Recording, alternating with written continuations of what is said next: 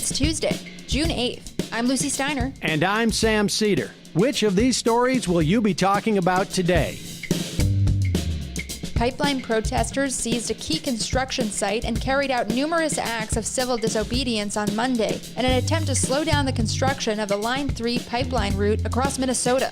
Meanwhile, Kamala Harris gets back in touch with her roots as a cop, delivering a staunch warning in Guatemala to any people there who would dare to try to make life better for themselves in the United States. And lastly, a new report from Motherboard shows that Amazon's furniture delivery service is causing chaos for the company's already underpaid and overworked drivers. You are listening to Majority FM's AM Quickie, and these are the stories you need to know.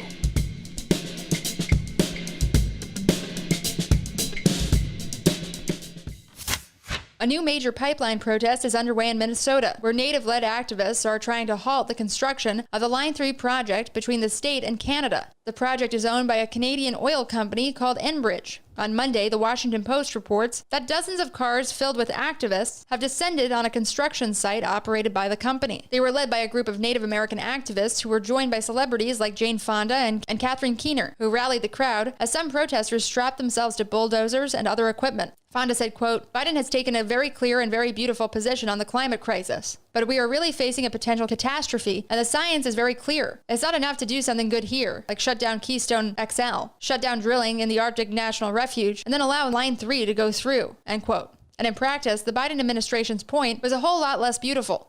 Reporters on the ground caught video of a Department of Homeland Security helicopter dangerously buzzing another group of protesters on the ground at a pumping station, trying to use the backwash from its rotors to scare off activists. According to the Post, the indigenous activists leading the campaign see two threats from the pipeline: the existential risk of climate change and the direct risk of the pipeline polluting tribal lands and the headwaters of the Mississippi River. If Monday's demonstrations are any indication, they're willing to fight to keep it from happening. Kamala Harris, the cop, is back. The vice president is down on her first international trip, playing enforcer for Joe Biden's new immigration policies in Guatemala. She came with a carrot before the stick, of course. Harris was acting as the ambassador of a 4-year plan to send more than $4 billion to Central America and Mexico in an attempt to improve the economic hardships that drive mass immigration to the U.S. According to the New York Times, the money will go towards things like investing in young women entrepreneurs and creating an anti-corruption task force for the region. That's all well and good, but Kamala was equally clear when she laid out what will happen to those people who don't place their faith in nebulous U.S. aid and instead seek refuge in the country by any means necessary. Harris said, quote, "Do not come. Do not come. The United States will continue to enforce our laws and secure our border," unquote. Later, she added, quote, "I believe if you come to our border, you will be turned back," unquote. While there are some differences between how that kind of policy will play out under Biden versus how it played out under Trump, the core message that VP Harris is delivering sounds pretty familiar. And it's the same one we've been hearing for the past 4 years. Hey, Majority.fm's AM Quickie is fueled by JustCoffee.coop. Just Coffee is a worker-owned coffee roaster based in Madison, Wisconsin that has sponsored the Majority Report for nearly a decade. Check out their collection of fair trade roasts, including our own Majority Report blend. And regardless of what you order, receive 10% off of your order when you use the code MAJORITY at checkout. All shipping, of course, is free. That's coupon code MAJORITY at justcoffee.coop. Another day, another scoop by Motherboard on the dystopian Amazon beat.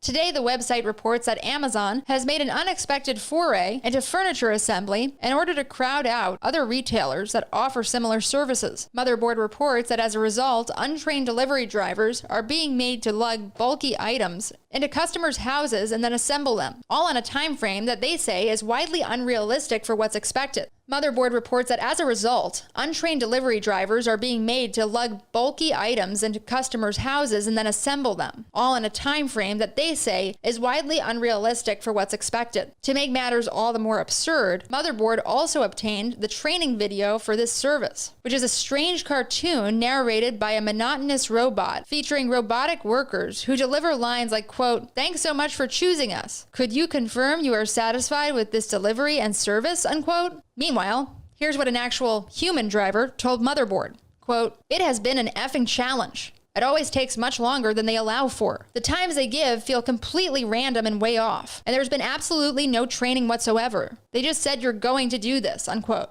And as we well know by now, it's almost impossible to argue with Amazon. And now, for some quicker quickies. Quicker quickie.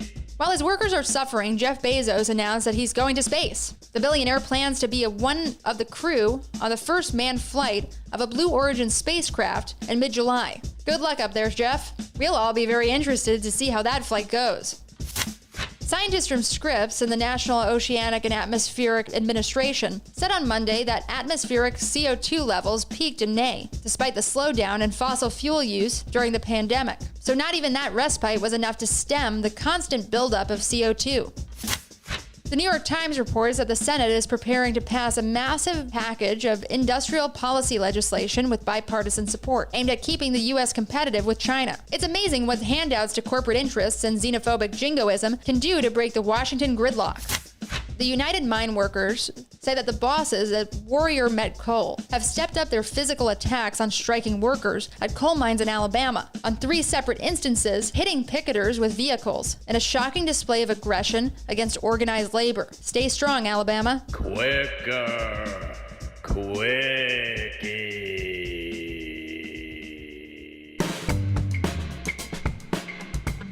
That's it for the Majority Report's AM Quickie today. Sam and Emma will be with you shortly.